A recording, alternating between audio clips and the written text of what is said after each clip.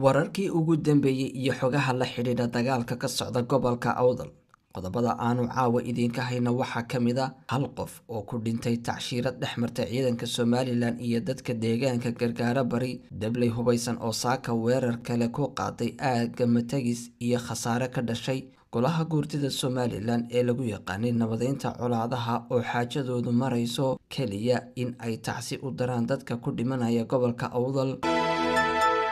Ugu yaraan hal qof oo ka mid ah dhalinyarta deegaanka Gargaara Bari ayaa ku geeriyooday iska hor imaad dhex maray dhalinyarta deegaanka oo watay gaari dagaal oo qori saaran yahay iyo ciidanka Somalilan ee ku sugan magaaladaasi. Sidoo kale laba ka mid ah dhalinyarta iyo laba ka mid ah ciidanka ayaa dhaawacyo kala duwan ka soo gaadheen rasaas ay isweydaarsadeen labada dhinac.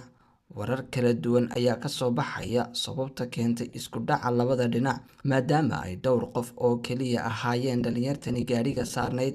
Dadka deegaanka oo aanu markiiba la xidhiidhnay qaarkood ayaa noo sheegay in la isku khilaafay cidda guraysa meydadka yaalay duleedka waqooyi ee degmada Gargaara Bari oo dagaalkii shalay lagaga dilay dableydii hubeysneed ee soo weerartay dadka deegaanka.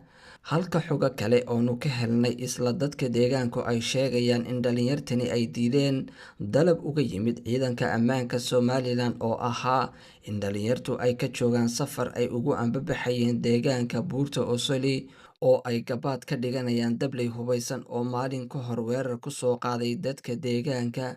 Allaha u naxariista wiilka geeriyooday iyo labada dhaawacba waxaa la wareegay ciidanka Somalilan oo iyagu mas'uuliyaddaasi qaatay.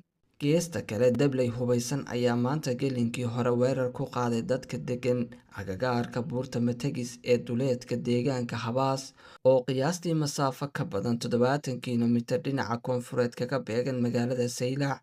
Dadka deegaanka oo u muuqday inay iyagu kasii diyaar garoobeen weerar noocani oo kale ah ayaa saacad gudaheed dib ugu riixay dableyda weerarka ahayd oo iska caabin xoogan kala kulantay buurta istiraatiijiga ah ee Matagis. Marka laga yimaado sheegashada labada dhinac, ilaa iyo hadda ma jiro ilo madax bannaan oo xaqiijinaya khasaaraha dhabta ah ee ka dhashay iska horimaadkii maanta halkaasi ka dhacay.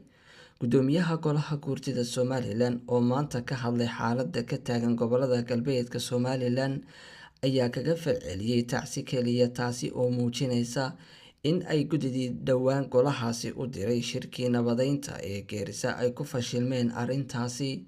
Goboladan galbeedka ee Selel iyo Awdal shaqaaqa ka jirta, dhibaata ka socota, maalin walba waxaa ka soconaya intii ayaamkan dhaafay geeri baa jirtay, dhaawacyaa jira, tacsi baynu diraynaa. Ugu dambeyn, marka laga yimaado shakhsiyaad iskood warbaahinta u marinaya baaqyo nabadeed oo la xidhiidha xaaladda Awdal, ilaa iyo hadda ma jiraan dadaalo muuqda iyo gurmad nabadeed oo lagu xakameynayo xaaladda taagan gobolka. Haddaba adigu ma haysaa talo wanaagsan ama tilmaan toolmoon oo lagu xallin karo colaadda sii furfuranaysa ee dhex taala walaalaha wada degan gobolada galbeedka Somalilan? Muxuuse kula yahay halka lagu heli karo nabad waarta oo ay wada gaadhaan labada dhinac? Halkani waa Awdal TV, kala soco wararkii ugu dambeeyay caalamka iyo falanqeyntoodaba.